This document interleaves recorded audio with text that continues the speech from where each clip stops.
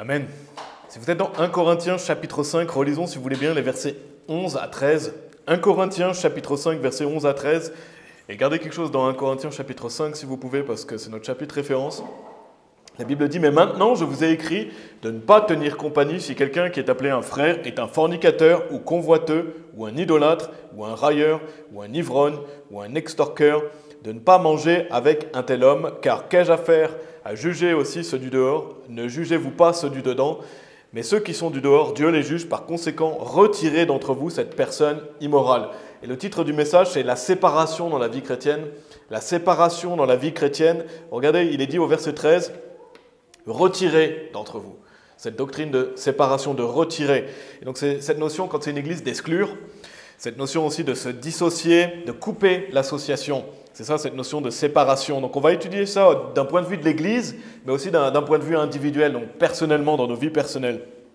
Je ne sais pas si vous avez écouté le message de notre pasteur, il a fait un message qui s'appelle « Disfellowship in the Christian Life ». Je vous encourage à l'écouter si vous ne l'avez pas fait, parce que c'est vraiment un sujet vraiment très important.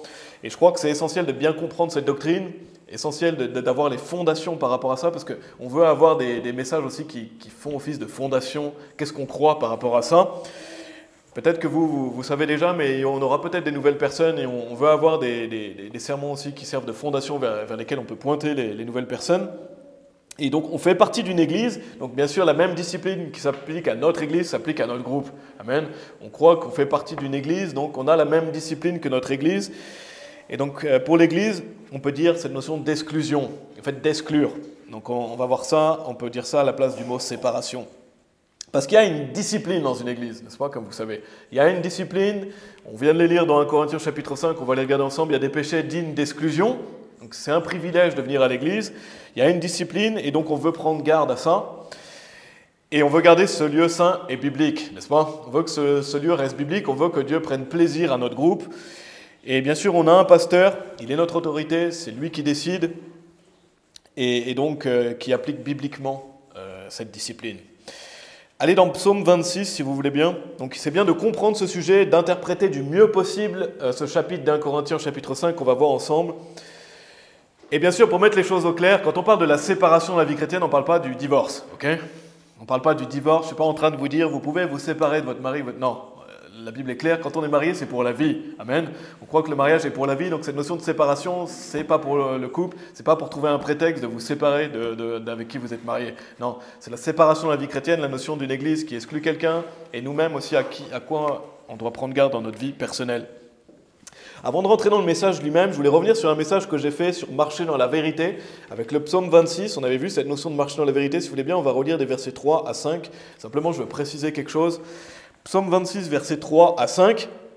Donc, si vous n'avez pas écouté ce message marcher dans la vérité, vous pouvez simplement écouter ce que je vais vous dire aujourd'hui. Mais il est dit « Car ta tendre compassion est devant mes yeux ». Donc c'est David qui parle. Il nous dit « Et j'ai marché dans ta vérité. Je ne me suis pas assis avec des personnes vaines, ni n'irai-je avec les fourbes. J'ai haï la congrégation des malveillants, et je ne m'assierai pas avec les hommes immoraux. » Et donc ce message aujourd'hui, j'avais fait ce message il y a 2 semaines, il me semble, sur le fait de marcher dans la vérité. On avait étudié ce psaume, et on avait vu notamment cette notion de consécration. Et je voulais faire un message un peu dans la lignée pour finir un peu avec ce thème de consécration et cette fois-ci de séparation. Mais David, dans ce passage, on l'avait déjà étudié, je ne vais pas tout redire ce qu'on avait vu, mais il dit qu'il a marché dans la vérité, n'est-ce pas? Et je l'avais mentionné, si vous lisez les versets 4 et 5, la première application, ça parle de personnes réprouvées, des personnes qui ne peuvent plus être sauvées. Je l'ai déjà détaillé dans l'autre message, je ne vais pas y revenir. Mais le verset 4 parle aussi d'un réprouvé, donc c'est-à-dire quelqu'un de très malfaisant. Et vraiment une personne, il est dit, une personne vaine, une personne fourbe, donc c'est quelqu'un qui est à l'extrême dans ça. Parce qu'on voit que le verset 5 parle clairement de quelqu'un qui est réprouvé. Donc on avait étudié ça. Et dans le message, j'avais fait une application du verset 4 aux personnes qui ne sont pas réprouvées. Donc une application par rapport à ça d'une personne non sauvée ou une personne sauvée qui serait hypocrite. J'avais détaillé ça, le fait d'être hypocrite, d'être une personne vaine, une personne fake, fausse. Et donc j'avais montré le fait qu'on ne voulait surtout pas être faux et hypocrite, n'est-ce pas? On veut progresser dans ces domaines, on veut être de la vérité, on veut marcher dans la vérité, on veut être un peuple sincère, authentique. Parce qu'on peut tous être parfois hypocrites, si on est honnête, mais on doit vouloir progresser, n'est-ce pas? Et donc, malheureusement, il y a beaucoup d'hypocrisie, j'en avais parlé, beaucoup de personnes sont fausses. Et donc, si je reviens sur ce sujet, c'est que le but de mon message que j'avais fait, c'était qu'on prenne conscience de cette importance de ne pas être hypocrite, et aussi qu'on grandisse en discernement. Parce que la première application, ça parle des réprouvés, donc on veut être alerte face à ce genre de comportement. Et donc, on veut prendre garde à ça, on veut progresser, et on veut être quelqu'un de sincère et d'authentique, mais on veut aussi grandir en discernement et être capable de déceler la fausseté. Donc autour de nous. Et je voulais être plus précis quand notamment j'avais dit dans le message, si vous marchez dans la vérité, vous n'allez pas supporter d'être avec des personnes fausses. J'avais dit ça. J'avais dit si vous avez du fellowship avec eux, si vous restez avec eux, ça laisse savoir que vous ne marchez pas dans la vérité. Et je voulais être plus précis parce que malheureusement, vous savez, beaucoup de gens sont hypocrites. Malheureusement, on vit dans un monde où beaucoup de gens sont hypocrites, donc ce n'est pas nécessairement couper la relation avec toute personne qui un jour est hypocrite. N'est-ce pas? C'est pas ça que j'ai dit. C'est pas nécessairement couper avec toute personne qui agit faussement un jour. Ou parce que sinon on se couperait de tout le monde. On se couperait de tout le monde parce que même nous-mêmes, on sait qu'on a déjà été hypocrite. Donc c'est pas ça. C'est pas quelqu'un qui est un peu trop hypocrite et qui est pas malfaisant, par exemple. Parce que sinon on verrait plus grand monde. N'est-ce pas? On verrait plus grand monde. Donc vous voyez ce que je veux dire? Je veux surtout pas être extrémiste sur ce sujet. On est fondamentaliste. Et je voulais justement préciser, on veut avoir une vie de consécration, mais on est fondamentaliste, on n'est pas extrémiste. Amen. Et donc je voulais revenir sur ce que j'ai dit en complément de ce message, parce que je n'étais pas assez précis, je voulais être plus précis, justement clarifier les choses par rapport à ça. Parce que vraiment la première application de Psaume 26, le passage que vous avez lu, c'est des réprouvés. Donc des personnes extrêmement malfaisantes, des personnes qui flattent, qui sont hypocrites à l'extrême. Ça parle des personnes vaines, fourbes dans le contexte. Et voilà, j'ai parlé de l'hypocrisie. Je veux qu'on soit alerte par rapport à ça, qu'on ait plus de discernement. Mais bien sûr, dans nos vies respectives, si vous avez des fréquentations et des personnes qui ne sont pas réprouvées, mais qui sont vraiment des personnes à l'excès là-dedans, qui sont fausses, fourbes, qui sont trop fake, alors avoir du discernement et quand ne plus fréquenter quelqu'un ou s'éloigner de quelqu'un, n'est-ce pas?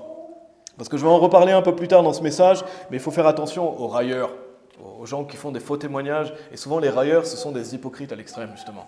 Donc on va être alerte face à ce genre de comportement. Mais c'est votre choix personnel, et on va avoir du discernement, mais c'est un choix personnel. Parce que nos relations, comme j'avais mentionné, elles nous impactent, elles nous influencent. Donc encore une fois, on veut marcher dans la vérité, on veut ne pas être faux, on veut ne pas agir dans la fausseté, on ne veut pas être quelqu'un qui fait semblant, on veut être un chrétien sincère. Mais voilà, je voulais préciser par rapport à ça, parce que si vous vous dites, ah, cette personne elle a agi hypocritement un jour, je ne peux plus la voir, non, vous faites agir votre discernement, mais ce n'est pas ce que j'ai dit. Ce n'est pas ce que je veux en enseigner en tout cas, parce qu'on est fondamentaliste, on n'est pas extrémiste. Donc les choses qu'on va voir aujourd'hui, oui, on va voir en profondeur 1 Corinthiens chapitre 5, et on va voir vraiment cette notion de séparation dans la vie chrétienne. Donc vraiment, tout ce que je dis aujourd'hui, c'est extrêmement important par rapport à cette notion. Donc on retourne dans 1 Corinthiens chapitre 5, si vous voulez bien. Donc tout ça, c'était une introduction. Donc on va voir aujourd'hui quelle personne bibliquement on doit se séparer dans la vie chrétienne. Le titre du message, c'est la séparation dans la vie chrétienne. Ça veut dire ne plus être en association. Ça veut dire se dissocier. On parle aussi pour une église de ce qu'on appelle une excommunier quelqu'un, l'excommunication, l'exclusion d'une personne, d'une congrégation, d'une église. Et mes amis aussi, attention à l'extrémisme sur ce sujet-là. Des gens qui vont trop à l'extrême sur cette notion de discipline. On va voir justement comment on peut interpréter bibliquement ce passage. Mais il y a aussi beaucoup d'églises qui malheureusement appliquent aucune discipline. Donc il y a des extrêmes des deux côtés. Des gens qui sont extrêmes par rapport à ça, il y a des gens qui sont extrêmes en faisant rien du tout. Et ce n'est pas du tout ce qu'on veut. On veut être justement fondamentaliste.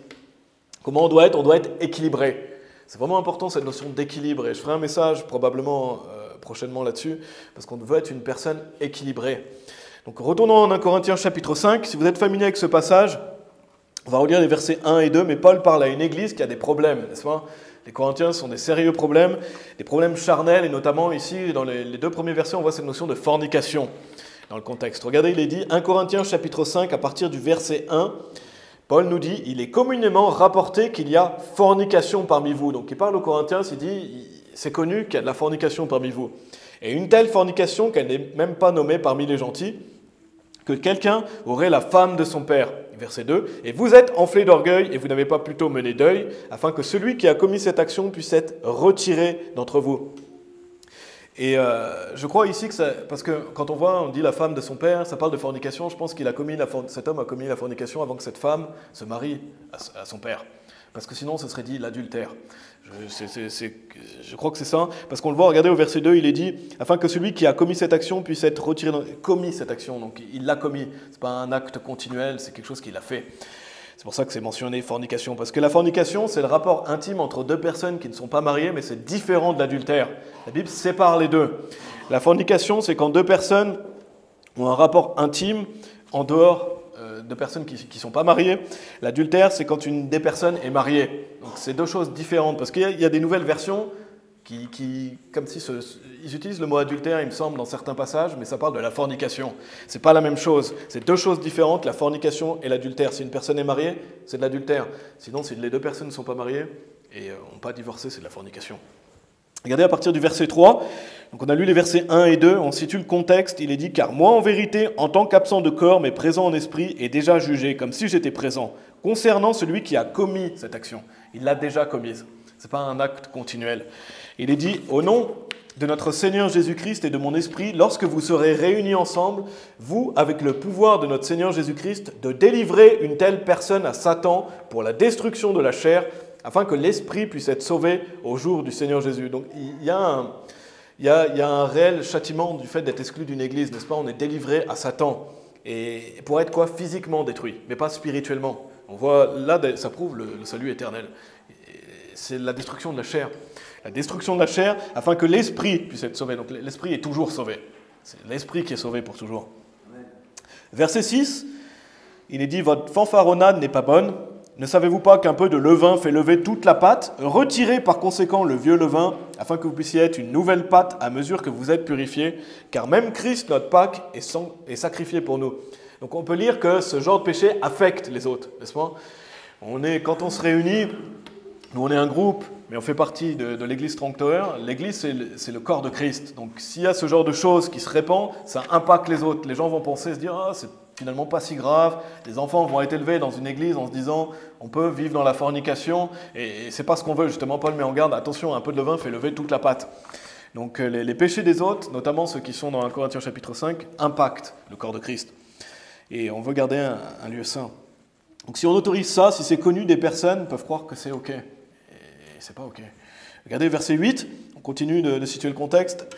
Après, on va rentrer dans la première partie. À partir du verset 8, il est dit « Par conséquent, gardons la fête ». Donc ça parle de la fête, et notamment la Pâque dans l'Ancien Testament. Maintenant, on croit au souper du Seigneur. Et c'est pour ça aussi que je pense que c'est bien de prêcher ce message maintenant, parce qu'on va refaire ce qu'on appelle le souper du Seigneur. On l'avait fait l'année dernière pour ceux qui étaient avec nous. On va le refaire au mois d'avril. Et j'avais fait un message sur le souper du Seigneur, si vous ne savez pas trop ce que notre Église croit à ce sujet. Mais on va le refaire au mois d'avril. Il me semble que c'est le 13 avril, donc je referai un message aussi sur ce sujet, mais c'est bien parce que ça permet de nous préparer au souper du Seigneur, ce genre de message. Donc il est dit, verset 9, « Je vous ai écrit dans un épître de ne pas tenir compagnie avec des fornicateurs, cependant non pas entièrement avec les fornicateurs de ce monde, ou avec les convoiteux et les extorqueurs ou les idolâtres, car alors vous auriez besoin de sortir du monde. Mais maintenant, je vous ai écrit de ne pas tenir compagnie si quelqu'un qui est appelé un frère est un fornicateur ou convoiteux ou un idolâtre ou un railleur ou un ivrogne ou un extorqueur, de ne pas manger avec un tel homme. » Et la première partie aujourd'hui, donc la séparation de la vie chrétienne, c'est le titre du message, c'est les péchés qui entraînent l'exclusion à l'Église. Donc quel péché entraîne l'exclusion de quelqu'un dans l'Église? On va les voir. Donc à travers ça, on va voir pour les personnes sauvées qui sont à l'Église. Donc quand vous êtes une personne sauvée et que vous venez à l'Église, quels péchés sont dignes d'exclusion? Mais aussi, si jamais on a un faux frère, un infiltré, quels péchés aussi font que ces personnes-là aussi sont exclues de l'Église? Donc ça peut être une personne sauvée, comme malheureusement on sait qu'il y a des gens qui infiltrent les églises. Donc c'est des péchés qui résultent à l'exclusion, donc du fait de ne plus avoir de fellowship, de communion avec la personne, de se dissocier. Cette notion d'exclusion, comme on peut lire au verset 11. Le premier, et c'est toujours important, j'en ai déjà parlé dans d'autres messages, c'est toujours important de revoir ensemble ces péchés-là. C'est toujours important de faire des messages là-dessus, parce que c'est des choses auxquelles on veut prendre garde, et on ne veut surtout pas que ça ce soit dans notre groupe, n'est-ce pas? Quand quelqu'un est membre. Et on veut toujours garder ça à l'esprit, bien comprendre ça, pour bien comprendre la discipline dans une église. Donc c'est important. Revoyons, la fornication, c'est la relation physique en dehors du mariage. Donc c'est quelqu'un qui vit avec, par exemple, son petit ami. Une fille qui vivrait avec son petit ami ou un homme qui vivrait avec sa petite amie. Et c'est un péché qui est peut-être commun pour le monde, n'est-ce pas? On voit malheureusement beaucoup de fornication dans notre société, c'est prôné, mais ce n'est pas le cas bibliquement, n'est-ce pas? On ne croit pas que c'est quelque chose de normal ici. La fornication, c'est quelque chose qu'on doit détester, que Dieu déteste. Et donc c'est un péché qui est digne d'exclusion parce que Dieu déteste ça. Dieu déteste la fornication, on doit le voir comme quelque chose de répugnant et comme un grave péché. On doit vraiment voir ça comme, non, je dois fuir la fornication. J'en avais parlé il n'y a pas longtemps. Ça veut dire aller dans l'autre direction. N'est-ce pas? Ce n'est pas une option. C'est pas peut-être que je peux le faire. Non, ce n'est pas une option. Dieu déteste ça. Ne vous mettez pas dans des mauvaises situations. Prenez garde à ça. Fuyez la fornication. Donc, c'est pas je peux avoir des rapports intimes avec quelqu'un avant le mariage, c'est pas si grave. Non, c'est pas ce qu'on croit ici, n'est-ce pas? Et on veut enseigner ça à nos enfants, de fuir la fornication, parce que c'est quelque chose de répugnant. Et on doit voir ce péché comme quelque chose de répugnant. Amen. Ça, c'était le premier péché, la fornication. Le deuxième chose, c'est convoiteux. Qu'est-ce que c'est qu'être quelqu'un de convoiteux? Ça peut se définir par être démesuré, excessif, immodéré, désireux ou excessivement désireux d'obtenir et de posséder, que ce soit envers l'argent ou les biens. Donc, quelqu'un qui a ce désir excessif, immodéré, démesuré, donc ce qu'on appelle de l'avarice, et c'est ce qu'on appelle aussi être avide de gain. Ça, c'est être quelqu'un de convoiteux. Exemple de convoitise, quelqu'un qui vole. Imaginez quelqu'un qui est dans le groupe un jour et il commence à voler des choses. C'est quelqu'un qui est convoiteux, parce qu'il vole. C'est un péché digne d'exclusion. Pareil, imaginez aussi faire du commerce ou des affaires dans l'église. C'est pas ce qu'on veut non plus. Et quelqu'un qui viendrait ici pour se faire de l'argent, en fait. C'est un signe d'être convoiteux. Et bien sûr, il y a des personnes qui ne comprennent pas forcément ce sujet. Et parfois, ça a besoin d'explications. Mais justement, quand on le sait clairement, on ne veut pas faire ça, n'est-ce pas? Ce n'est pas un lieu où on fait des affaires ici. Ça peut être aussi quelqu'un qui parle constamment de l'argent, quelqu'un qui parle constamment de biens. Il faut prendre garde à ça. Ça peut être aussi l'adultère. Parce que la Bible dit de ne pas convoiter la femme de son prochain. Donc si quelqu'un commet l'adultère dans le groupe, il sera exclu du groupe, parce que c'est de la convoitise. Donc ça peut être toutes ces choses-là, le fait d'être convoiteux. Troisième chose, être idolâtre. Allez dans Psaume 96 si vous voulez bien, et je passe rapidement sur ces péchés. Si vous voulez, notre pasteur, il a fait une série complète sur tous ces péchés détaillés, donc vous pouvez l'écouter. Peut-être qu'un jour on fera ça aussi, mais là on voit, c'est important de revoir qu'est-ce que c'est que ces péchés dignes d'exclusion. Être idolâtre. Un idolâtre, c'est un adorateur d'idoles, d'images, de statues. En fait, une représentation de quoi que ce soit qui est fait par les mains d'hommes. Donc le fait d'adorer une statue, etc. Donc c'est quelqu'un qui adore qui que ce soit ou quoi que ce soit comme un dieu. C'est ça un idolâtre. Si vous adorez qui que ce soit ou quoi que ce soit comme un dieu avec un petit dé, vous mettez quelqu'un au-dessus de Dieu en fait. Donc il y a beaucoup d'idolâtrie autour de nous, n'est-ce pas? Parce que les gens, des fois, croient, oui, l'Église catholique, oui, l'hindouisme, et oui, c'est de l'idolâtrie, mais il n'y a pas que ça. Dans notre société, il y a plein de formes d'idolâtrie. Il y a les gens qui idolâtrent un acteur, une actrice, les gens qui idolâtrent un chanteur, une chanteuse, une équipe, etc. Il y a des gens qui ont des idoles dans leur vie. Il y a plein de formes d'idoles. Et on doit prendre garde à ça. Si vous avez quelqu'un que vous adorez et qui prend la place de Dieu dans votre vie, ça peut être une personnalité, une star, un sportif, etc. Donc, ne faites pas d'idole de quelqu'un ou de quelque chose. Regardez Psaume 96, verset 5. Il est dit, car tous les dieux des nations sont des idoles, mais le Seigneur fit les cieux. Tous les dieux des nations. Et les dieux des nations, ça peut prendre plein de formes différentes. Et malheureusement, c'est une chose qui est commune dans notre monde. Donc, ce n'est pas que les statues de Bouddha, les statues, toutes les statues que les gens font et adorent, vénèrent, etc. Ou le crucifix avec un faux Jésus, où les gens adorent un crucifix avec un faux Jésus dessus. C'est pas que ça peut être quelqu'un aussi qui a un pied dans notre groupe et un pied dans une fausse église. Ça, notre pasteur l'a bien enseigné, c'est important. Quelqu'un qui aurait un pied dans notre église et un pied dans une église qui enseigne la repentance des péchés et une fausse église. On ne veut pas avoir un pied entre les deux. Et bien sûr, quand on est nouveau, voilà, quand quelqu'un est nouveau, quand quelqu'un n'est pas encore membre, c'est différent. Mais quand quelqu'un devient un membre, ça peut être apparenté à de l'idolâtrie. Quelqu'un qui est un membre et qui serait entre deux. Ça, c'était la troisième chose. Quatrième chose, le fait d'être un railleur. Et c'est pas si vous allez dans le dictionnaire, vous n'allez pas voir la bonne définition. Souvent, ce n'est pas la bonne définition de ce que c'est qu'un railleur dans le dictionnaire commun. La définition biblique, c'est le fait de calomnier. C'est le fait de faire faux témoignage. C'est le fait de dire quelque chose, de mentir sur quelqu'un en portant faux témoignage. Faire de fausses accusations, être un faux témoin de quelque chose. Ce n'est pas juste avoir une opinion négative de quelqu'un. Ce n'est pas dire quelque chose de dur derrière le pupitre. C'est pas ça, railler. Le fait sinon, Jésus serait un railleur. Et le Seigneur Jésus n'est pas un railleur, n'est-ce pas? Parce que le Seigneur Jésus a prêché clairement contre les faux prophètes. Donc, c'est pas ça. C'est pas du railing. Ça, c'est pas être un railleur, d'avoir une opinion négative de quelqu'un ou de prêcher dur derrière le pupitre contre un faux prophète, par exemple. Non, un railleur, c'est quelqu'un qui fait des mensonges et des fausses accusations. Et un railleur, malheureusement, entraîne souvent la division. Il entraîne la division parce qu'il fait des fausses accusations. Et c'est quelque chose de vraiment dangereux. Donc ça, c'était la notion de railleur. Autre chose, un ivrogne, quand on voit dans le passage. Qu'est-ce que c'est qu'un ivrogne? C'est quelqu'un qui boit régulièrement, ou c'est quelqu'un, quand il boit, il y boit jusqu'à être sous. Ça, c'est un ivrogne. Et Si vous dites, mais quelle est la ligne? Qu'est-ce que ça veut dire? Quelle est la ligne pour être un ivrogne? Ben, c'est simple, la Bible dit jamais regarder à l'alcool. Donc la ligne, elle est tracée, vous ne regardez même pas à l'alcool. Il n'y a pas de question à se poser, est-ce que je peux quand même boire? Non, buvez pas d'alcool. Au moins, la ligne, elle est claire. On ne boit pas d'alcool. On va être un peuple particulier. Si vous demandez quelle est la ligne, ça solutionne tout de suite. Zéro alcool. Amen. On croit que l'alcool est un péché. Donc, on doit être sobre. On ne doit pas boire d'alcool. Et ça, c'est la solution. Comme ça, vous n'avez plus à vous poser de questions où est la ligne. Vous ne buvez pas d'alcool. Amen. Ça, c'était la 5e chose. Le 6e, un extorqueur. Qu'est-ce que c'est qu'un extorqueur? C'est quelqu'un qui utilise une forme de menace ou de force, incluant l'autorité pour prendre de quelqu'un ou arnaquer quelqu'un sur un prix ou en chargeant des intérêts. Ça, c'est quelqu'un qui est un extorqueur. Par exemple, quelqu'un qui va utiliser, je ne sais pas si vous recevez des fois des mails frauduleux, ce qu'on appelle, je crois que c'est des blackmails ou quelque chose comme ça. Quelqu'un qui utilise des mails frauduleux pour arnaquer les gens, ça, c'est de l'extorsion. Il essaye d'arnaquer les gens et d'utiliser... ça peut être aussi d'utiliser des menaces. Menace d'accuser quelqu'un, menace de force, menace de violence pour essayer de prendre quelque chose à quelqu'un. Ça, c'est de l'extorsion.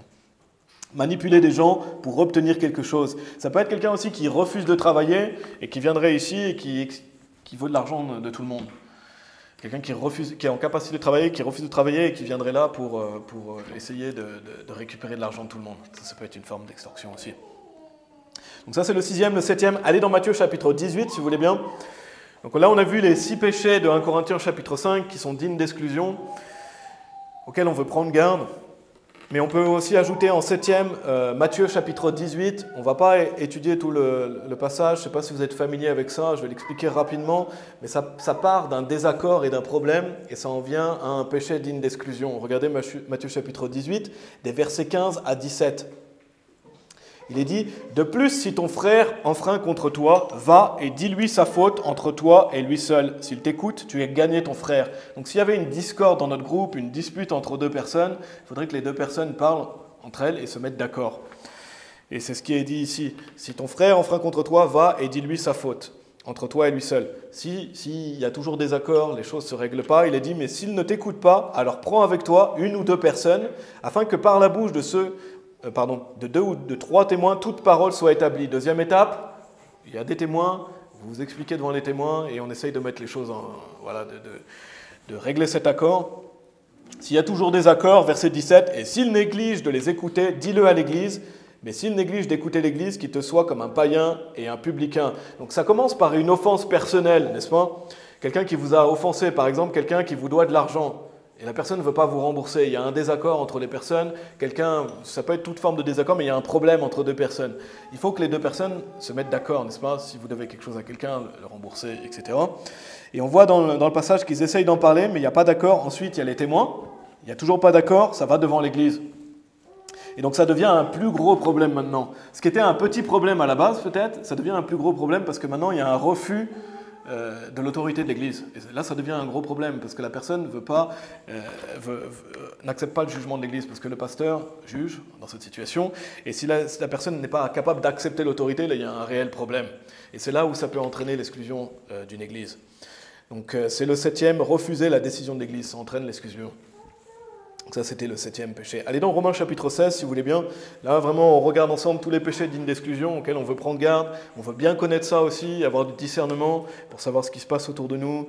Et voilà, prendre garde à tout ça. Le 8e, c'est dans Romains chapitre 16. C'est les personnes qui essayent de détourner les gens de l'intérieur ou de l'extérieur de l'Église. Ça, c'est un péché vraiment dangereux. C'est quelqu'un qui essaye de créer la division. Et c'est une des plus grosses techniques de l'ennemi. Venir dans un groupe, venir dans une église, créer la division pour détruire de l'intérieur. Ou ça peut être de l'extérieur aussi. Donc ça arrive quand c'est une église biblique, malheureusement. Si vous dites « Ah, mais comment ça arrive ?» Et ça va arriver, probablement, malheureusement. Et c'est pour ça qu'il faut prendre garde à ça. Regardez Romains chapitre 16, versets 17 et 18, il est dit « Maintenant je vous implore, frères, notez ce qui cause des divisions et des offenses contraires à la doctrine que vous avez apprise et évitez-les. Car ceux qui sont tels ne servent pas notre Seigneur Jésus-Christ, mais leur propre vente, et par de bonnes paroles et de beaux discours, ils trompent les cœurs des simples. » Donc Paul ne nous met pas en garde là-dessus si ce n'était pas quelque chose d'important, n'est-ce pas? C'est quelque chose de vraiment important. Donc qu'est-ce que c'est que justement causer des divisions et des offenses contraires à la doctrine? C'est causer la chute de quelqu'un dans sa foi. C'est essayer de diviser l'Église. C'est essayer d'attirer les membres dans une fausse doctrine. Imaginez un jour quelqu'un qui vient ici et qui commence à enseigner qu'on n'a pas besoin d'invoquer le nom du Seigneur pour être sauvé. voilà, gentiment l'expliquer à la personne. Si la personne persiste, commence à enseigner ça, elle entraîne des fausses doctrines qui sont graves. Ou quelqu'un qui essaierait de remonter les personnes les uns contre les autres, contre notre pasteur, contre l'autorité, etc., c'est créer des divisions. Donc que ce soit enseigner des fausses doctrines ou causer des divisions, cette personne doit être marquée et évitée. Amen. C'est ce qui est dit dans le passage. Marquée et évitée. C'est quelqu'un qui est exclu. Pourquoi? Parce qu'on le voit au verset 18, il est dit « Car ceux qui sont tels ne servent pas notre Seigneur Jésus-Christ. » Ils ne sont pas en train de servir Jésus-Christ en faisant ça, n'est-ce pas? Qu'est-ce qu'ils servent? Leur propre ventre.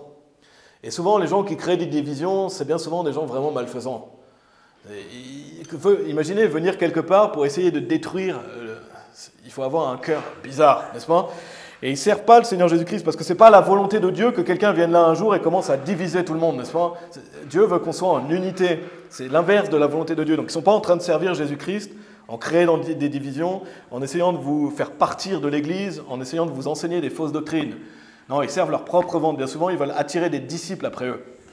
Donc attention, ces gens doivent être marqués et évités. Parce que la voie du Seigneur, ça n'a jamais été de démoraliser et de calomnier, n'est-ce pas? C'est pas ça la voie de Dieu. Ici, il est dit qu'ils servent leur propre ventre.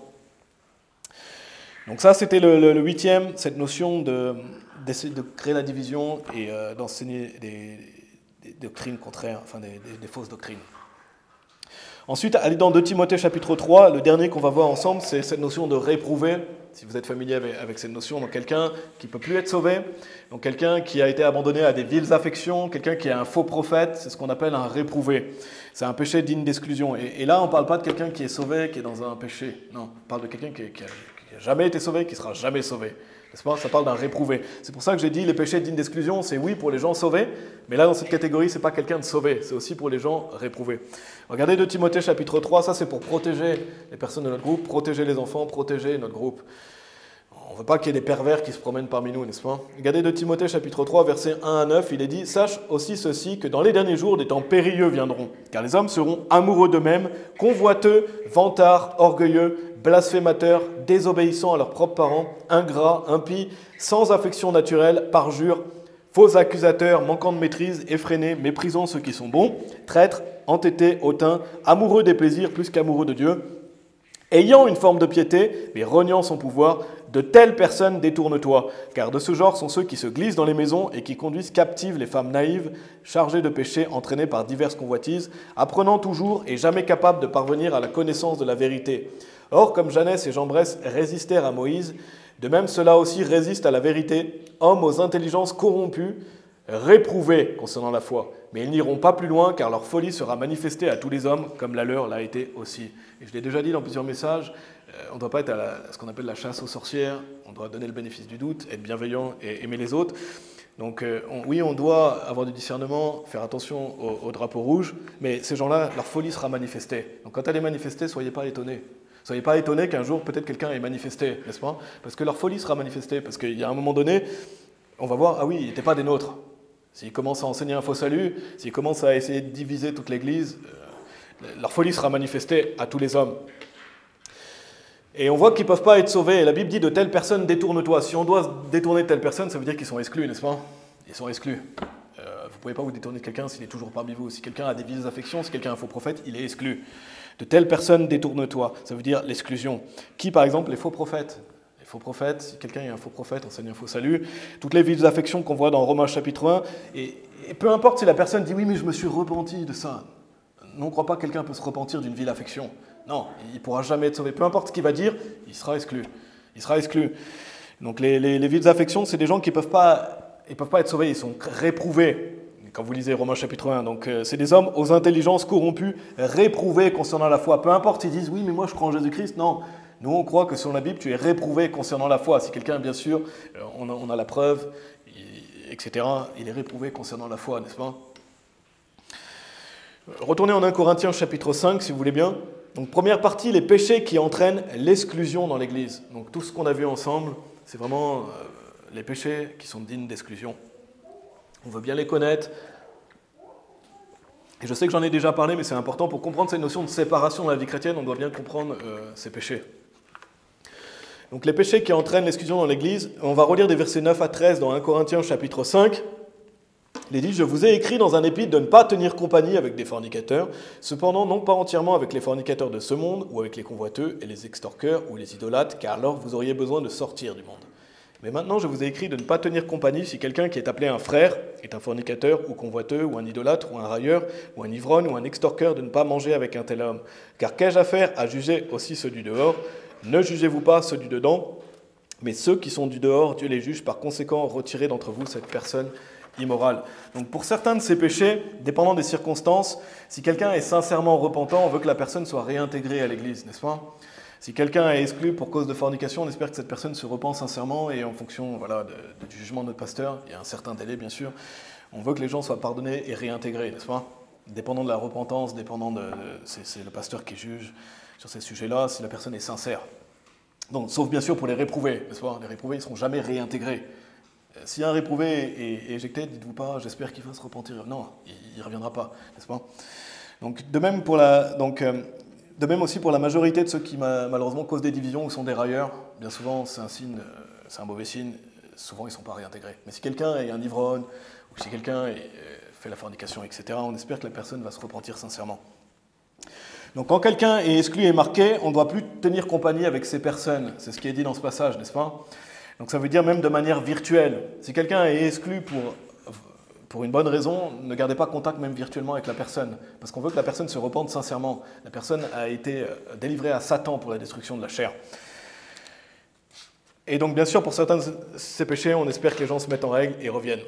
Et qu'en est-il? Donc là, on a vu, la première partie qu'on a vue, c'était les péchés qui entraînent l'exclusion dans l'Église. Maintenant, qu'est-ce qu'il en est pour la famille ou les amis non sauvés? La famille ou les amis non sauvés. Relisons 1 Corinthiens chapitre 5, versets 9 et 10. Il est dit, je vous ai écrit dans un épître de ne pas tenir compagnie avec des fornicateurs, cependant non pas entièrement avec les fornicateurs de ce monde, ou avec les convoiteux et les extorqueurs ou les idolâtres, car alors vous auriez besoin de sortir du monde. Donc maintenant, voyons la séparation, mais dans nos vies personnelles. Par exemple, avec la famille, les amis qui sont non sauvés. Est-ce qu'on est appelé à sortir du monde? On n'est pas appelé à sortir du monde, n'est-ce pas? J'en ai déjà parlé. Et vous inquiétez pas, je ne vais pas refaire un autre message après sur la séparation, la consécration. Je voulais vraiment compléter. Mais après, on passera sur d'autres sujets. C'est des sujets importants. Mais on n'est pas appelé à sortir du monde, n'est-ce pas? On n'est pas appelé à ça. On n'est pas appelé à vivre en hermine. On n'est pas appelé à vivre une vie tout seul dans la forêt. Parce que si on doit sortir du monde, si on ne doit plus voir qui que ce soit, comment on peut aller travailler? On ne pourrait plus travailler, n'est-ce pas? On ne pourrait plus travailler. Comment on pourrait prêcher l'évangile aux gens? On ne pourrait pas prêcher l'évangile aux gens. Par contre, il y a certaines personnes où il serait sage de ne pas tenir compagnie, parce que je ne sais pas si vous aviez noté, mais regardez au verset 10, il est dit, donc les fornicateurs, les convoiteux, les extorqueurs, les idolâtres, mais vous voyez dans le verset 10, il n'est pas dit les ivrognes et les railleurs. Pourtant, quand on parle de la notion de frères, plus loin, on va le voir ensemble, il y a les railleurs et il y a les ivrognes. Pourquoi? Parce qu'il est sage de ne pas tenir compagnie avec les ivrognes et les railleurs de ce monde. Parce que je ne sais pas si vous avez noté, il n'y a pas ça dans ce passage. Ce n'est pas dans cette liste, parce que dans le verset 11, ça parle des frères, et ils sont dans cette liste. Mais dans l'autre verset qui parle des gens du monde, il n'y a pas ivrogne, il n'y a pas railleur. Par exemple, les railleurs, pourquoi? Parce que c'est des gens dangereux. Quelqu'un qui est un railleur, c'est quelqu'un de dangereux, parce que ça veut dire qu'il n'aura pas de problème à faire des fausses accusations sur vous, faire des faux témoignages. Donc c'est quelqu'un de dangereux, ceux qui changent la vérité en un mensonge, quelqu'un qui raille, qui est prouvé railleur. Attention à ces personnes-là qui sont capables de faire des faux témoignages, de vous accuser faussement, c'est des personnes qui sont dangereuses. Et ça rejoint les vaines personnes qu'on avait vues dans le psaume 26. C'est pour ça, des fois les gens qui sont hypocrites à l'excès, fourbes, les gens qui sont vains vraiment là-dedans, souvent les gens qui sont hypocrites, c'est des railleurs, parce qu'ils ne vont pas hésiter à dire des choses fausses, ils ne vont pas hésiter à mentir. Un railleur, c'est un hypocrite, il ment et il fait des faux témoignages. Donc ça peut être quelqu'un de non sauvé, mais ça peut aussi être un réprouvé. Allez dans Proverbes chapitre 23, donc on va voir pourquoi ici dans cette liste de 1 Corinthiens chapitre 5 verset 10, il n'y a pas ivrogne et il n'y a pas railleur. Parce que là on parle de la famille ou les amis non sauvés dans cette doctrine de séparation. Parce que pour les ivrognes, il y a des degrés. Regardez dans Proverbes 23 versets 20 et 21, il est dit « Ne sois pas parmi les buveurs de vin, parmi ceux qui font excès de chair, car l'ivrogne et le glouton arriveront à la pauvreté, et la somnolence revêtira un homme de haillons. » C'est pour ça que je pense qu'il n'y a pas le mot ivrogne, parce qu'ici, la Bible nous met en garde de ne pas être avec les buveurs de vin, donc les gens qui boivent à l'excès, les gens qui boivent beaucoup d'alcool. Donc ce serait sage d'au moins éviter aussi, d'autant que possible, d'être avec des personnes qui sont en train de boire. Et je sais que ce n'est pas toujours évident, mais c'est pas toujours évident si quelqu'un boit de l'alcool avec vous. Par exemple, si vous êtes en famille et quelqu'un commence à sortir de l'alcool, c'est pas évident de dire ah, je m'en vais, tu es en train de boire de l'alcool. C'est pas toujours évident. Parfois, c'est possible de dire voilà, c'est le moment de partir, on peut partir, etc. Essayez d'éviter d'autant que possible, même si c'est pas toujours évident. Par exemple, au travail, des fois, malheureusement, il y a de l'alcool. Si vous avez des réunions et c'est sur vos heures de travail, c'est pas évident ce genre de situation. Donc, d'autant que possible. C'est bien de parler aux membres de votre famille à ce sujet-là aussi. Bien sûr, si c'est votre maison, c'est vous qui devez décider. Il n'y a pas d'alcool chez moi, n'est-ce pas? Amène à ça. Donc là, il y a 0 alcool, c'est chez moi. Et les membres de votre famille devraient, si les gens ne veulent plus vous voir pour ça, ça veut dire qu'ils ne tiennent pas assez à vous pour être capables de venir sans boire d'alcool. Donc, si c'est chez vous, après, vous pouvez aussi le dire gentiment aux personnes. Vous pouvez communiquer si possible à votre famille par rapport à ça, parce que c'est pas toujours évident, mais ça permet aussi de voir qui se soucie vraiment de vous, en fait. Quand vous dites, moi, je suis désolé, je préfère pas qu'on boive d'alcool, ça permet de voir si la personne elle se soucie vraiment de vous. Normalement, si elle vous aime, elle va vous dire d'accord. Donc, c'est bien de faire attention à ça, surtout de se séparer des gens qui boivent beaucoup. D'autant que possible, d'éviter d'être... parce qu'on ne peut pas éviter tout le temps d'être avec des gens qui boivent de l'alcool, sinon vous ne pouvez pratiquement plus aller dans aucun restaurant. Il y a des gens qui boivent de l'alcool sur d'autres tables, n'est-ce pas? Et quand vous êtes dans votre travail, c'est sur vos heures de travail et vous devez être présent, vous n'avez pas le choix. Donc, d'autant que possible, ce n'est pas toujours évident, juger de la situation, mais la Bible nous dit, voilà, ne sois pas parmi les buveurs de vin. Et c'est bien de parler avec les gens de votre famille, et bien sûr dans votre maison, 0 alcool. En le disant gentiment, communiquer si nécessaire quand ce n'est pas chez vous. Ensuite, pour les railleurs, regardez le psaume 101. Allez dans le psaume 101. Donc là, vraiment, je voulais parler pour la famille et les amis non sauvés. Pourquoi, dans le verset 10, il n'y a pas ivrogne? Donc on le voit ici. Et pourquoi il n'y a pas le mot railleur? Et railleur, c'est vraiment dangereux. C'est beaucoup plus dangereux encore. Mais bien sûr, allez pas avec des gens qui sont sous. Psaume 101, versets 4 et 5. Il est dit, « Un cœur obstiné se retirera de moi. Je ne connaîtrai pas une personne immorale. Celui qui calomnie son voisin en secret, je le retrancherai. Celui qui a un regard hautain et un cœur orgueilleux, je ne le supporterai pas. » Ça parle des réprouvés. Regardez au verset 5, il est dit « Celui qui calomnie son voisin en secret, je le retrancherai. Celui qui a un regard hautain et un cœur orgueilleux, je ne le supporterai pas.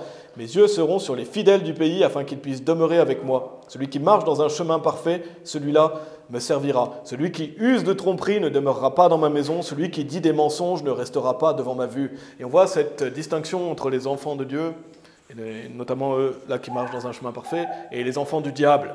Et ici, justement, ça parle des réprouvés, bien sûr, de ne pas avoir de fellowship, pas avoir d'association avec eux. Mais on voit cette notion que c'est des personnes qui raillent, c'est des personnes qui calomnient son voisin en secret. Donc c'est ce qu'on appelle un railleur. Quelqu'un qui peut faire des faux témoignages. Donc ça inclut aussi ceux qui causent des divisions. Bien souvent, ceux qui causent des divisions, ils font des faux témoignages pour faire ça. Ils inventent des choses. Qu'on a vu dans Romains chapitre 16. Donc on comprend mieux pourquoi un ivrogne et un railleur ne sont pas dans la liste. Quand il est dit, cependant, non pas entièrement avec les fornicateurs de ce monde, ou avec les convoiteux et les extorqueurs ou les idolâtres, car alors vous auriez besoin de sortir du monde. Donc on comprend mieux pourquoi. Donc première partie, retournez dans 1 Corinthiens chapitre 5, si vous voulez bien. Première partie, les péchés qui entraînent l'exclusion dans l'Église, on en a vu plusieurs. Et donc à travers ça, on a vu pour les personnes sauvées qui vont à l'Église, mais aussi s'il y avait des réprouvés. Deuxième partie, pour la famille ou les amis non sauvés, donc qu'on vient de voir. Maintenant, qu'en est-il des personnes sauvées qui ne sont pas à l'Église? Parce que vous savez que malheureusement, la majeure partie des gens sauvés, ils ne vont pas à l'église, n'est-ce pas? Donc qu'est-ce qu'il en est par rapport à eux? Regardez 1 Corinthiens chapitre 5, versets 9 à 11. Les personnes sauvées qui ne sont pas à l'église. Il est dit, je vous ai écrit dans un épître de ne pas tenir compagnie avec des fornicateurs, cependant non pas entièrement avec les fornicateurs de ce monde, ou avec les convoiteux et les extorqueurs ou les idolâtres, car alors vous auriez besoin de sortir du monde, donc on l'a vu. Et il est dit ensuite, mais maintenant je vous ai écrit de ne pas tenir compagnie si quelqu'un qui est appelé un frère est un fornicateur, ou convoiteux, ou un idolâtre, ou un railleur, ou un ivrogne, ou un extorqueur, de ne pas manger avec un tel homme. Donc quand on lit ce passage ensemble, vous avez vu, on l'a lu plusieurs fois, volontairement, quand on lit ce passage ensemble et de nouveau, est-ce qu'on peut appliquer ça à toutes les personnes sauvées? Est-ce qu'on peut appliquer toutes les personnes sauvées à partir du moment où il est fornicateur, convoiteux, idolâtre, railleur, ivrogne, extorqueur, de ne pas manger avec un tel homme? Est-ce qu'on peut appliquer ça à toutes les personnes sauvées? Imaginez-vous dans une situation où vous avez quelqu'un de sauvé dans la rue aujourd'hui et il vit avec sa petite amie et ses enfants. Vous avez quelqu'un de sauvé aujourd'hui, Dieu soit loué, il croit au Seigneur Jésus-Christ, mais il est dans la fornication, il a des enfants avec quelqu'un. Est-ce qu'on arrête la conversation et on dit non, désolé, tu es un fornicateur, je ne peux plus te parler. Est-ce que c'est ça qu'on va faire? Est-ce que c'est maintenant? Est-ce que c'est plus tard? À quel point on doit faire ça? À quel moment on doit dire je ne veux plus te fréquenter parce que tu es dans la fornication? Est-ce que c'est 1 semaine, 2 semaines, 3 semaines?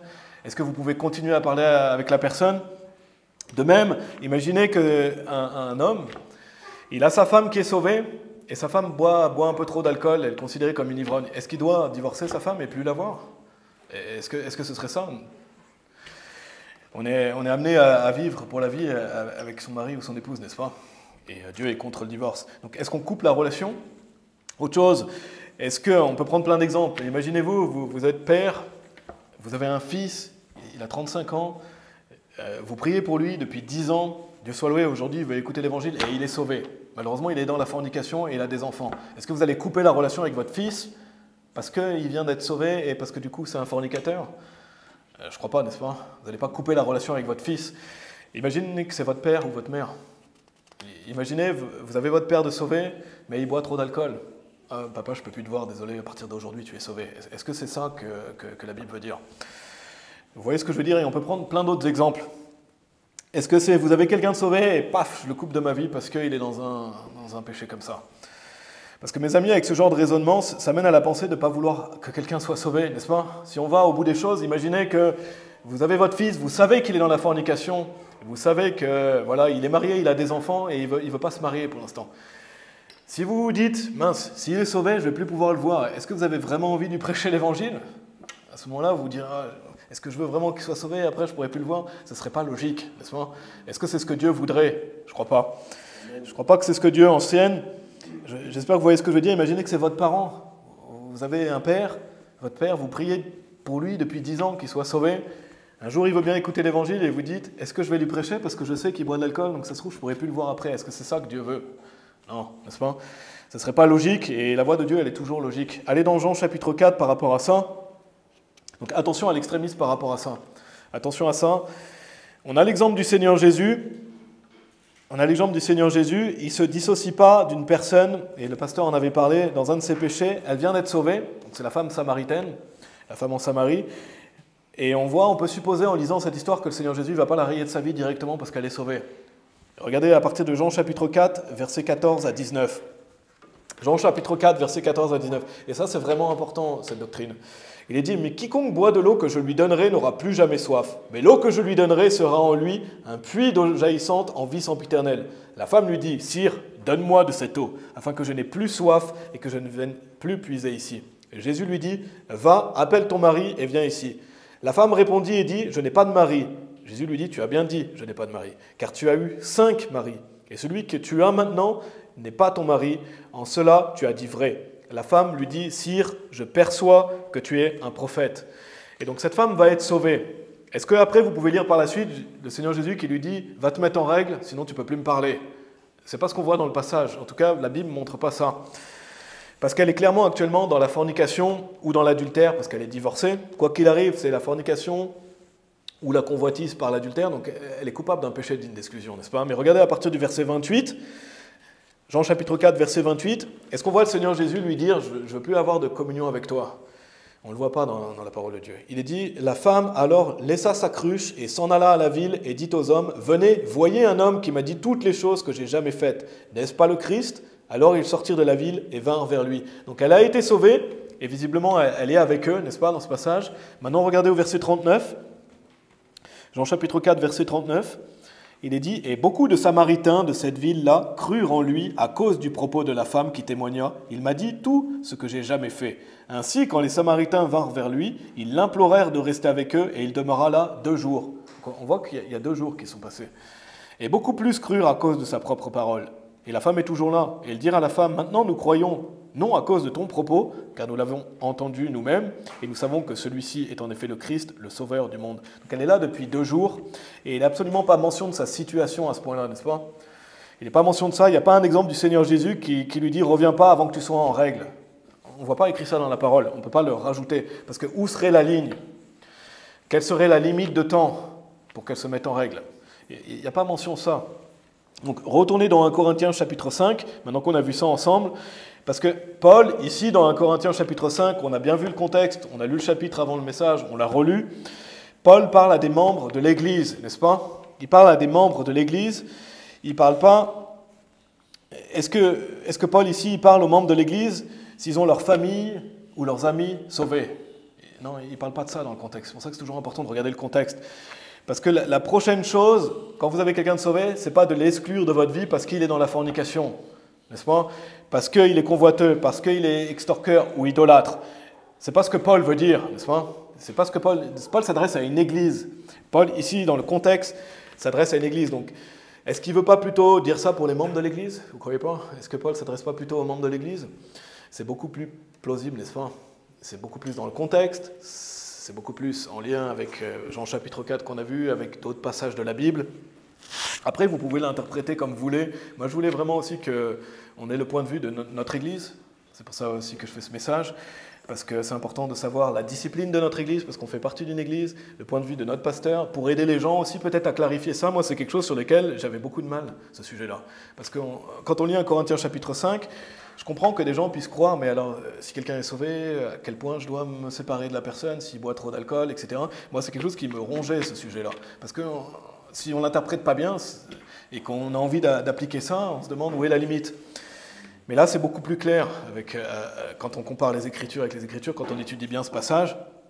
J'espère que ça aidera aussi d'autres personnes, parce que vous pouvez l'interpréter comme vous voulez, et ce que les autres églises enseignent, ça les regarde. Si vous écoutez un pasteur en ligne qui enseigne quelque chose de différent, ça les regarde. Nous, on a un pasteur, n'est-ce pas? On fait partie d'une église. Et ce que vous voulez croire, ça vous regarde aussi. Vous pouvez croire ce que vous voulez à ce sujet-là. Mais ce que notre église croit, ce que notre pasteur enseigne, je voulais vraiment vous partager clairement cet avis. Regardez 1 Corinthiens chapitre 5, on va relire le verset 5, toujours dans la continuation de ça. Donc Paul, il dit ça aux Corinthiens, de délivrer une telle personne à Satan pour la destruction de la chair, afin que l'esprit puisse être sauvé au jour du Seigneur Jésus. Comment la personne elle est délivrée à Satan ici, en étant exclue de l'église, n'est-ce pas? Donc, pourquoi? Parce qu'il y a une protection du fait de faire partie d'une église. Si vous êtes dans une église, il y a une protection vraiment réelle qu'il faut prendre conscience. C'est dangereux de ne pas venir à l'église. Bien sûr, si vous n'avez pas d'église, vous cherchez une église, vous avez prié, comme j'avais déjà dit, vous pouvez déménager ou faire un groupe d'évangélisation en espérant devenir une église. Mais il y a une protection, parce que quand vous êtes exclu de l'église, vous êtes délivré à Satan. Et c'est pas rien d'être délivré à Satan. Mais est-ce que quelqu'un qui n'est pas à l'église, il a besoin qu'on le délivre à Satan? Si quelqu'un n'est pas à l'église, non, il y est déjà en fait. Malheureusement, les gens qui ne viennent pas à l'église sont déjà délivrés à Satan. Bien sûr, encore une fois, s'il y a un groupe d'évangélisation qui veut devenir une église, c'est différent. Mais ils n'ont pas besoin d'être délivrés à Satan. Les gens, par exemple, quelqu'un qu'on a sauvé dans la rue et qui ne veut pas aller à l'église et qui ne veut pas évangéliser, il est déjà délivré à Satan. Il est déjà selon le cours de ce monde. Donc il n'a pas besoin d'être délivré à Satan. On voit que ça parle vraiment d'une église. Ça ne parle pas de toutes les personnes sauvées. Le passage parle de l'exclusion de l'église. C'est vraiment le contexte, parce qu'on ne croit pas en l'église universelle, n'est-ce pas? On ne croit pas en cette doctrine, on pourrait l'approfondir, mais on ne croit pas en ça. Donc quand il est dit « Mais maintenant je vous ai écrit de ne pas tenir compagnie si quelqu'un qui est appelé un frère est un fornicateur, ou convoiteux, ou un idolâtre, ou un railleur, ou un ivrogne, ou un extorqueur, de ne pas manger avec un tel homme ». Ici, le mot « frère », il est dit qu'il est appelé un frère. Je pense que ça fait référence au fait que, par exemple, je pourrais dire « frère Tristan ». Je pourrais lui dire frère. Ça ne parle pas d'un frère qui est à l'autre bout de la France, qui ne va pas à l'église. Non, parce que la Bible aurait pu dire toutes les personnes sauvées, il aurait pu être dit quelqu'un de sauvé, quelqu'un qui a cru. Il est dit qui est appelé un frère. Donc ça ne parle pas de toutes les personnes sauvées. Ça parle dans le contexte ici, quelqu'un qu'on pourrait appeler un frère dans l'église. Ah, c'est frère, il est appelé un frère parmi nous, n'est-ce pas? Cette personne-là, oui, qui est un péché d'exclusion, elle doit être exclue. Ça ne parle pas de si vous avez un parent qui est sauvé et qui est dans un péché d'exclusion. Donc ce ne serait pas logique si ça parlait de tous les croyants. Donc c'est quelqu'un qu'on appelle un frère. Ça fait plus de sens, n'est-ce pas? Ça fait beaucoup plus de sens avec cette interprétation. On lit la suite, et c'est vraiment clair quand on lit la suite. On va relire les versets 12 et 13 d'un Corinthiens chapitre 5. Il est dit « Car qu'ai-je à faire à juger aussi ceux du dehors? Ne jugez-vous pas ceux du dedans, mais ceux qui sont du dehors, Dieu les juge. Par conséquent, retirez d'entre vous, l'Église, cette personne immorale. Ce n'est pas dans votre vie personnelle, quelqu'un que vous connaissez qui est sauvé. En tout cas, je ne crois pas. Il est dit, ceux du dedans, ceux qui font partie de l'Église, c'est cette personne-là qui doit être retirée. Parce que comment on fait pour juger ça dans notre famille? Est-ce que c'est retiré d'entre vous, d'entre votre famille, votre fils Qui vient d'être sauvé et qui vit dans la fornication? Non, je ne crois pas. Parce que là, en plus, c'est par l'autorité du Seigneur Jésus-Christ dans le contexte d'une église. Alors oui, vous pouvez ne plus fréquenter quelqu'un si vous voulez, mais vous ne pouvez pas dire que c'est ce qu'enseigne ce passage. Vous ne pouvez pas dire par l'autorité d'un Corinthiens chapitre 5, mon fils, je ne veux plus te voir parce que tu vis dans la fornication. Non. Parce que comment vous pouvez juger ça dans votre famille ou avec vos collègues aussi? Imaginez, vous avez un collègue, vous voulez qu'il soit sauvé, mais vous savez qu'il boit de l'alcool, vous vous dites, est-ce que je vais lui prêcher l'évangile, je ne pourrai plus manger avec lui. C'est pas ça que la Bible enseigne. Je ne crois pas. Comment on juge individuellement? Où est la ligne? Allons dans Matthieu chapitre 28. Maintenant, donc on voit, selon moi, clairement, et c'est ce que notre pasteur enseigne, comment on peut interpréter 1 Corinthiens chapitre 5. Donc quel est l'ordre maintenant? Quel est l'ordre de quelqu'un? Oui, à ce moment-là, cette personne, elle est digne d'exclusion. C'est ce qu'on va voir. Parce que Matthieu chapitre 28 nous donne l'ordre. Les nouveaux convertis, ils doivent être enseignés de ces choses avant d'être exclus. Ça fait beaucoup plus sens, n'est-ce pas? Si vous ne pouvez même pas parler à la personne pour lui dire, ça fait plus sens qu'elle doit être enseignée avant. Regardez Matthieu chapitre 28, versets 19 et 20. Il est dit, allez donc et enseignez toutes les nations, les baptisant dans le nom du Père et du Fils et de l'Esprit Saint, les enseignant à garder toutes les choses que je vous ai commandées, et voici, je suis avec vous toujours, même jusqu'à la fin du monde. Amen. D'abord l'évangile, qu'est-ce qui vient après? Enseigner quelqu'un? Non, le baptême. Il est mention, l'évangélisation, baptême, enseigner. Pourquoi? Parce que pour que quelqu'un soit membre de l'Église, il faut que cette personne soit baptisée. Je vais simplement vous le lire, mais dans 1 Corinthiens chapitre 12, au verset 13, il est dit « Car par un seul esprit, nous sommes tous baptisés en un seul corps, soit que nous soyons juifs, soit gentils, soit que nous soyons asservis, soit libres, et nous avons tous été faits pour boire en un seul esprit. » Donc on est sauvé par la foi, sans le baptême, n'est-ce pas? Mais après on est baptisé dans le corps de Christ. Pour que quelqu'un soit membre, il faut qu'il soit baptisé, n'est-ce pas? Quelqu'un est membre, si vous voulez être membre de Strong Tower, vous devez être sauvé et baptisé. Donc, si quelqu'un, bien sûr, se fait baptiser et ne revient pas, il n'est pas membre de l'Église. Ce n'est pas parce que quelqu'un est sauvé et baptisé, il est venu une fois et il ne revient plus qu'il est toujours membre. Non, bien sûr, parce qu'il n'est plus présent. Mais comment être membre? Être membre, sauvé et baptisé. Ça fait beaucoup plus sens. Donc, quand quelqu'un vient d'être sauvé, ce n'est pas le moment de lui dire d'abandonner ceci ou cela, n'est-ce pas? Ce n'est pas le moment de lui dire, voilà, tu es sauvé, maintenant, première chose à faire, tu dois te séparer de la mère de tes enfants et laisser tes enfants. Non, c'est pas ça, n'est-ce pas? Il faut que la personne déjà soit baptisée, soit dans l'église, et il faut lui enseigner. Et en espérant, bien sûr, si cette personne voilà, est membre, là, ça devient un péché digne d'exclusion, et c'est le pasteur qui décide ça. Mais il y a un ordre, n'est-ce pas? Il y a un ordre, il faut que les gens soient baptisés, qu'ils veulent être part de l'église, et maintenant c'est le temps de leur enseigner ces choses en premier. Mais d'abord, il y a toutes ces choses qui viennent avant. Donc à travers ça, on comprend qu'un Corinthiens chapitre 5, verset 11, ça enseigne par rapport à l'Église, n'est-ce pas? On a vu ensemble cette notion de frère, et on pourrait détailler beaucoup plus, non par rapport à toutes les personnes sauvées. Et bien sûr, si vous avez une personne qui a une mauvaise influence dans votre vie, notamment on a vu par rapport aux railleurs, parfois il faut se distancer d'eux, n'est-ce pas? Mais les réprouver définitivement. Si vous savez quelqu'un clairement réprouvé, n'ayez plus d'association avec cette personne. Mais quelqu'un qui est non sauvé de cette liste, c'est votre choix. De même que les personnes sauvées qui ne sont pas dans l'Église, il n'y a pas d'obligation, vous pouvez choisir. Vous pouvez choisir et juger, n'est-ce pas? Donc voilà, c'est vraiment un sujet important, la séparation dans la vie chrétienne, à travers 1 Corinthiens chapitre 5, les péchés dignes d'exclusion. Dans l'Église, on a vu dans la famille et les amis non sauvés, et on a vu les personnes sauvées en dehors de l'Église. Et si vous n'avez pas compris quelque chose, n'hésitez pas à venir me voir, je pourrais voir avec vous, ou même écouter, encore mieux écouter le message de notre pasteur, il a bien détaillé ça. C'est vraiment important de prendre garde à ça, cette notion de séparation, d'être fondamentaliste, mais de ne pas être extrémiste, n'est-ce pas? Après, c'est votre choix personnel, chacun est libre de mener la vie de séparation qu'il veut, mais voilà ce que la Bible enseigne, en tout cas, ce qu'on peut déduire par rapport à ce passage. Si vous croyez quelque chose de différent, en tout cas, il y a une discipline, n'est-ce pas? Il y a une discipline ici, et c'est un privilège. On a vu des péchés. Alors, j'espère que ça vous a aidé. On va prier, si vous voulez bien, la séparation dans la vie chrétienne. On a vu ensemble. Merci Père, merci pour ta parole. Merci Seigneur pour ta parole et ce chapitre de 1 Corinthiens, chapitre 5. Seigneur, merci de protéger ton peuple, Seigneur, à travers tout ça. C'est pour notre propre bénéfice, pour notre intérêt, Seigneur. Je t'en prie, aide-nous à marcher dans la justice, à marcher dans la vérité. Et à se mettre en règle avec toi si nécessaire, Seigneur, dans la douceur, je t'en prie, Père. Et je prie pour que nous puissions toujours demeurer un groupe biblique. Et merci pour notre pasteur, Seigneur, qui enseigne clairement ces choses et qui prend soin des membres de l'Église. Si, Père, on veut continuer à marcher dans ta parole et voir l'importance de tout cela. Merci Seigneur de nous aider dans notre vie, dans nos vies respectives, pour cette doctrine Seigneur, et pour mener une vie qui t'est agréable Seigneur. Merci de nous protéger et de nous guider Seigneur. On prie toutes ces choses au nom de ton Fils Jésus-Christ. Amen.